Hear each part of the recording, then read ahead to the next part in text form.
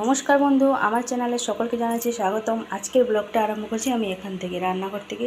সকালবেলায় রান্নাঘর একদম গুছিয়ে করে পরিষ্কার করে একদম মুছে নিয়েছি। আজকে সকাল সকালে সব করে নিয়েছি। বাজে এখন সকালে 6:30। তো অনেক দিন হলো যেহেতু আমাদের ইন্ডাকশনটা বের করা হয়নি, তো ব্যাগের ভিতরেই রাখা আছে। আজকে একটুখানি বের করে দেখছিলাম যে কী হয়েছে কে জানি, কারেন্ট আসছে কিন্তু চলছে না, ইন্ডাকশনটা লাইট ফাইট জ্বলছে না।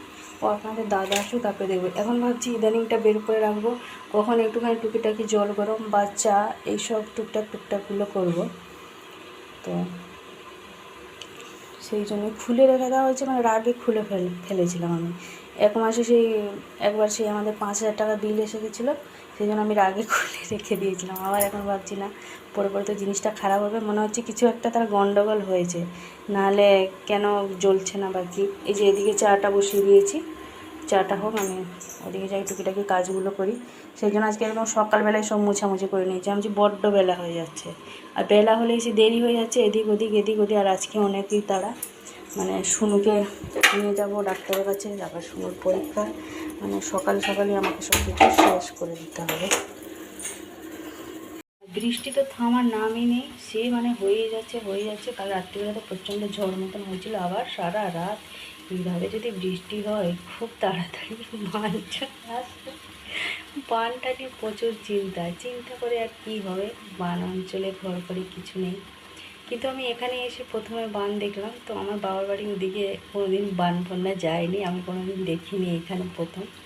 তো যখন আমি এখানে প্রথম এসেছিলাম তখন প্রথম বছর খুব লাফালাফি করেছিলাম, আমি বান দেখবো, বান কীরকম আসে, বান আসে। যে বছর এসেছিলাম সে বছর আসেনি। তো আপনাদের দাদা বলেছিল, বলছে একবার দেখো না, তখন বুঝতে পারবে বানের কষ্টটা কী।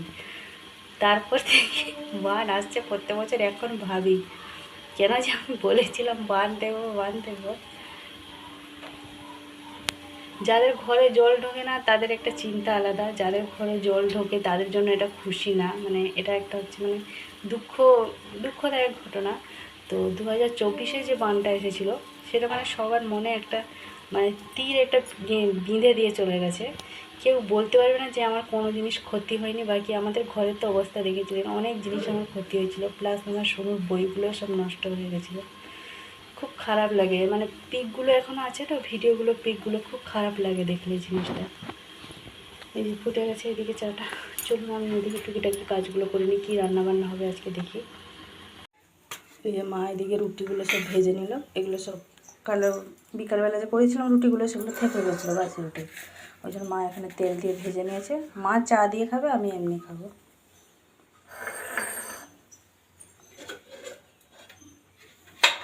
বাবাকে চা দিয়ে দিয়েছে, কাকাকেও চা দিয়ে দিয়েছে, এবার মা।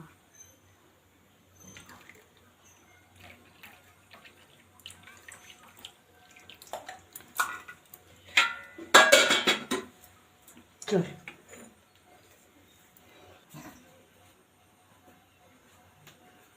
আর এদিকে ওই যে ব্রাশ করতে করতে এগুলো সব একটুখানি মেজে নিলাম, যেহেতু আমাদের রান্নাঘরে অ্যাডজাস্ট ফ্যান বা ভেন্টিলেটর না থাকার কারণে একটুখানি এগুলো সব তেল আছে মতন হয়ে যায়। সেই জন্য প্রত্যেক দিন আমাকে একটুখানি ডিটারজেন্ট দিয়ে মুছে নিতে হয়। সেই জন্য এগুলো সব তেল আছে হয়ে গেছিলো, সেই জন্য সব মেজে নিলাম। চলুন তাহলে এবার মা চা খাক, আমি এমনি খেয়ে নিই রুটিটা, তারপরে এইদিকে আবার তরকারি কী রান্না হবে দেখা যাক। ভাতটা এখানে বসিয়ে দিয়েছিলাম, ভাতটা বেশ ফুটে গেছে। তরকারিটা ভাবছি আলু বেগুন বড়ি টমেটো দিয়ে একটা বেশ মাখা তরকারি করব, আর একটুখানি মসুর ডাল আছে, ওইটা করবো কিনা ভাবছি, দেখা যাক কী হচ্ছে। এই ভাবনা চিন্তা করতে মনে হয় 9টা বেজে যাবে। প্রত্যেক দেখবেন ঘরে ঘরে একই সমস্যা, সকাল হলেই কী রান্নাটা হবে, এইটা প্রত্যেক ঘরের সমস্যা। সকাল হলে রাতটা যেমন তেমন হয়ে গেলে সকাল হলেই কী রান্না হবে, কী খাবে সবাই, এটা খায় না, সে সেটা খায় না, 5 জনে 5 রকম মত নিয়ে রান্না করতে ভাবনা চিন্তা করতেই 9টা। এই যে আলু বেগুন কেটে ভালো ধুয়ে পরিষ্কার করে নিয়ে চলে এসেছি। এদিকে যে বড়িটা একটুখানি ভেজে নিচ্ছি, বড়ি আলু বেগুন দিয়ে তরকারি হবে। ভাতটা ওদিকে নিয়ে দিয়েছি, ভাতের মধ্যে দিয়ে দিয়েছি একটুখানি মসুর ডাল, বাবা আর শুনুর জন্য, ওরা দুজনে ডাল সেদ্ধ খেতে ভালোবাসে, ওই জন্যে গ্রাইন্ডারে মশলা বাটিনি, যেহেতু পরিমাণটা খুব অল্প ছিল সেই জন্য শিলেতেই বেটে নিয়েছি, দিয়ে দিয়েছি ভালোভাবে সাঁতলে নিয়ে, তারপরে দিয়ে দিলাম মশলা দিয়ে পরিমাণ মতন জল দিয়ে দিয়েছি। এবার ঢাকা দিয়ে দেবো। ওদিকে এই যে ভাতটা হচ্ছে,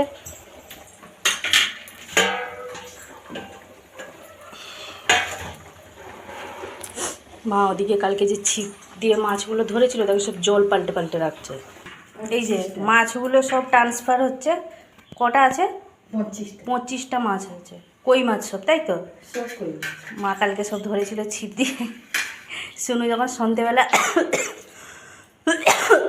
পড়তে যাচ্ছিল তখন মাকে বলে যাচ্ছিল দেখবে মাছগুলো যাতে না পালিয়ে যায়, ওই জন্য ওই যে সিলভারেরটাতে না রেখে প্লাস্টিকগুলোতে রাখা হচ্ছে। সবগুলো কই মাছ, সবগুলোই জ্যান্ত আছে। আমি ভাবছিলাম সকালবেলা গন্ধ করছে মরে গেছে নাকি, না আরও আছে তো ওতে, ধরা দিচ্ছে না, ট্রান্সফার হচ্ছে। আইতে খাইতে কোথায় যাবে? ওই তো আরেকটা ছটকাচ্ছে এখানে।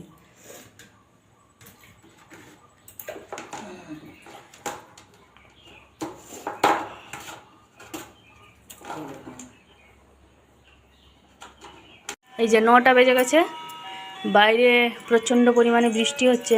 আমাদের এই বাইরে ঘড়িটা 5 মিনিট ফাস্ট আছে, 54 হয়েছে, 54 কি 55 হয়েছে। এই যে বৃষ্টি তো সমানে। আমি পুরো রেডি, রান্না বান্না তো কমপ্লিট, আমি পুরো রেডি। শুনু এখন রেডি হয়ে গেছে, ডাক্তারের কাছে গিয়ে এবার ওইটা দিয়ে হয়ে ডাইরেক্ট চলে যাব স্কুলে। মা এখানটা বসে আছে, শুনু পুরো রেডি।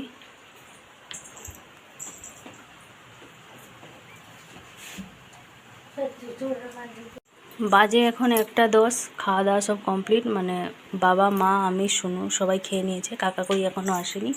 বাড়িটা সেই সমানেই বৃষ্টি। যখন আমরা সেই 9টার সময় মানে 9:30 নাগাদ থেকে যখন ডাক্তারের কাছে গেলাম তখন থেকে যে বৃষ্টি আরম্ভ হয়েছে আর একটুও কমেনি। আবার স্কুল থেকে হয়ে বাড়ি এলাম, পুরো ভিজে গেছে কথা, মানে আর ছাতাতেও মানে সামলানো যাচ্ছে না, প্রচণ্ড পরিমাণে বৃষ্টি হয়েছে আজকে। স্কুলের ভিতরটাতে দাঁড়িয়েছিলাম, কোথায় দাঁড়াবো সেই বৃষ্টির মধ্যে, সে দাঁড়িয়ে দাঁড়িয়ে পাগুলো যে কেমন যেন যন্ত্রণা মতন হয়ে গেছে সত্যি। শুনুদের এই পরীক্ষার টাইমটাই ঠিক বৃষ্টি হয়, ওদের পরীক্ষাটা হয় ঠিক মানে সেকেন্ড সাবমিটটা ঠিক এই শ্রাবণ মাস করে হবে, আর সেই বৃষ্টি আজকে যেন মানে সত্যি ভয়ঙ্কর পরিমাণে বৃষ্টি। কাল থেকে সে হয়ে যাচ্ছে, থামার আর নামই নেই। মাঠ ঘাট সব একদম জলে পরিপূর্ণ। যাই হোক, খাওয়া দাওয়া কমপ্লিট হয়ে গেছে, বাসনগুলো সব মাঝামাঝি করে রেখে দিয়েছি, শুধু কাকা এলে কাকাকে খেতে দেবো। আমার মাথাটা তো যন্ত্রণা হচ্ছে, ভাবছি একটা যাচ্ছি সেই জন্য খেয়ে নেবো, প্রচণ্ড পরিমাণে যন্ত্রণা হচ্ছে। শুনে এখন শুয়ে আছে, এমনি বিছানাটা দিয়ে শুয়ে আছে। কাল থেকে ওদের লেখা পরীক্ষা, প্রথম দিনই আছে বাংলা, এক গাদা করে সব লেখা। আজে এখন 4:10 আর শুনু ঘুমাচ্ছে। আমি এই উঠলাম ঘুম থেকে, আমি ঘুমিয়ে পড়েছিলাম। বাবা এদিকে চেয়ার নিয়ে বসে আছে, মা তার ওদিকে সমানে ছিপেতে মাছ ধরছে। শুনুকে আর ডাকি নেই, আমি উঠে পড়েছি। মাঝখানে একবার ঘুম ভেঙেছিল, তখন দেখলাম 3টে, আমি ভাবলাম এই ঘুমালাম 3টে বেজে, এখন উঠে কী করবো, আর একটু ঘুমাবো। আবার উঠলাম তখন 3:50।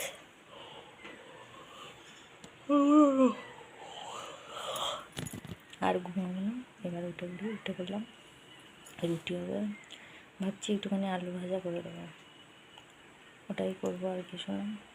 এখন একটুখানি বসে আছি, মা ওখানটা ছিপ ফেলছে, মা সেই দুপুরবেলা থেকে ছিপ ফেলছে, আজকেও ধরেছে। আমি তো ঘুমানোর আগে দেখেছিলাম একটা কই মাছ, জানি না কটা ধরেছে, বালতির মধ্যে রেখেছে। চলুন দেখি কটা মাছ কী ধরেছে।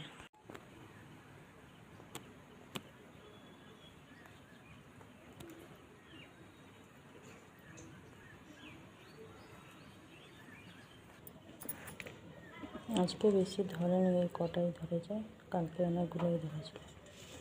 4:30 বাজে, একটুখানি ফোন ঘাঁটাঘুঁটি করেই চলে এসেছি রান্নাঘরে। এখন করে নেবো রুটি আর আলু ভাজাটা। চলুন তাহলে প্রথমে রুটিটা করে নিই, তারপরে আলু ভাজাটা করবো। বললাম প্রথমে রুটি করবো না, প্রথমে আলুগুলোকে ছাড়িয়ে কেটে ধুয়ে পরিষ্কার করে লবণ হলুদ মাখিয়ে রেখে দিই, তারপরে রুটিটা করবো। তারপরে রুটি ভাজার পরে আলুটা ভেজে নেবো। কেটে ধুয়ে পরিষ্কার করে নিয়ে চলে এসেছি, এবারে লবণ হলুদ মাখিয়ে রেখে নেবো, তারপরে এই দিকটা রুটি।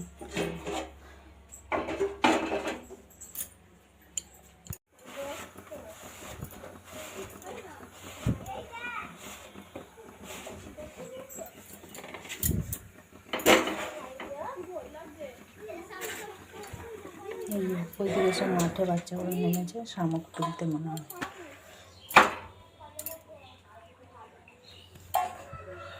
শামুক তুলছে সব। রান্না কমপ্লিট হয়ে গেছে, আলু ভাজা রুটিটা ওদিকে রেখে দিয়েছি হেল্পতে ভরে, আর চাটাও হয়ে গেছে, বাবাকে দিয়ে দিয়েছি। তো এখন চলে যাব ঘর দোরগুলো একটু ঝাঁট দিয়ে নেবো, দিয়ে ওদিকে গুছাগুছি করে নেবো, সুন্দর তুলে দেবো।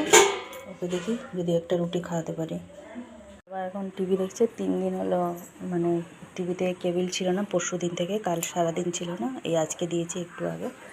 এদিকে মা, এগুলো হচ্ছে মায়ের টিমে সব যুক্ত হয়েছে, এইসব মায়ের সম্পর্কে সব নাতি হয়। আর এটা হচ্ছে আমার একটা দেওরের ছেলে, যে লাল গেঞ্জিটা করে দাঁড়িয়েছে, এটাও একটা দেওর। ওই দিকটা এটা একটা ভাগনা, হ্যাঁ, ওটাও একটা দেওরের ছেলে।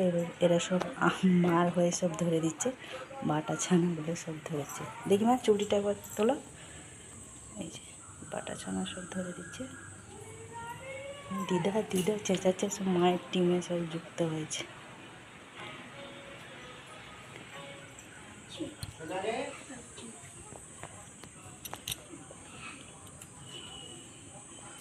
এই যে একজন ঘুম থেকে উঠে মুখে চাপা দিয়ে শুয়ে আছে। আবার 5:30 বাজে, তো 5:40।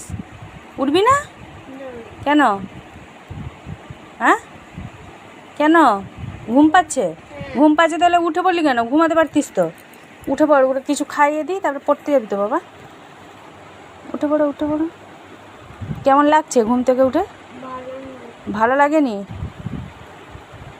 এই যে শুনুকে টেনে টানে তুলেছি, তুলে এই যে রুটি আলু ভাজা, একটা রুটি আলু ভাজা খাইয়ে দিচ্ছি এখন ছিঁড়ে ছিঁড়ে। শুনুকে দিয়ে চলে এসেছি, বাজে এখন প্রায় 6:50। মা এদিকে এই যে বাটা মাছগুলো তো যেহেতু থাকবে না, কালকে তো সব মরে যাবে, ওই জন্য মা এই যে রাত্রিবেলায় সব বেছে নিচ্ছে মাছগুলো, বেছে ধুয়ে একদম ফ্রিজে রেখে দেবে কালকের জন্য, তাই তো? কই মাছগুলো আজকে ধরেছিল। আজকে কটা ধরেছে গো? কালকে তো 25-26টা ধরলে, আজকে 8টা। আজকে 8টা ধরেছে। এগুলো সব বাটা ছানা, স্টোর পুকুর থেকে সব পালিয়ে এসছে, মোটামুটি জল হয়েছে না। আর নেই, এই তো আছে তো একটা ছোট্ট একটা আছে, পুচকুটা। পুচকুটা তো খেয়া যাবে। পুচকুটা কি সুন্দর হয়েছে মাছগুলো, বেশ ছোটো ছোটো ছোটো ছোটো বেছে, কারণ যেহেতু বাটা মাছ তো থাকবে না, মরে যাবে, কালকে সব পচে যাবে, ওই জন্য মা এখানে বেছে ধুয়ে সব রেখে দিচ্ছে কালকের জন্য।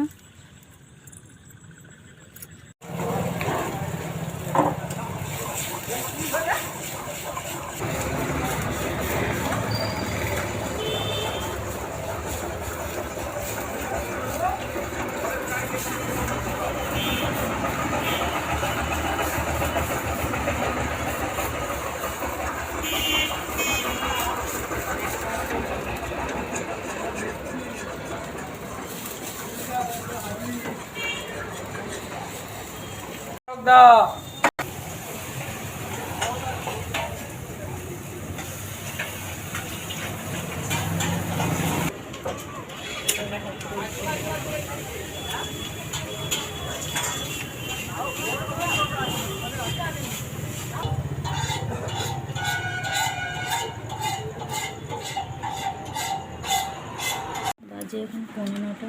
শুনেকে নিয়ে চলে এসেছি, আসার কোথায় যে মাকে ওইখানটা কালকের মতন দান করিয়ে রেখে নিয়ে গেছিলাম। লেখা আছে স্পেশাল বিরিয়ানি, তার মধ্যে হচ্ছে চাউমিন। শুনে সেটাই বলে হাসছে, বলছি না এদের দোকানে কি আদৌ স্পেশাল বিরিয়ানি হয় না? এই বিরিয়ানি বলে চাউমিনগুলো সব পার্সেল করে আসতে ঢালবি, বড় একটা করে থালা আনতে হয়।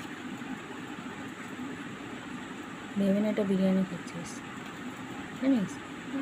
শোনো, ভেবে না এটা বিরিয়ানি খাচ্ছিস। তো আজকের ভিডিওটা বেশি বড় করছি না, আজকে এই পর্যন্তই এন্ডিং হচ্ছে যে সোনার চাউমিন নিয়ে। ভালো পাশে থাকবেন, সবাই সাপোর্ট করবেন, ভালো লাগলে লাইক দেবেন। নমস্কার, আবার দেখা হচ্ছে আপনাদের সাথে আগামীকাল আরেকটি নতুন ব্লগ নিয়ে। শুভরাত্রি।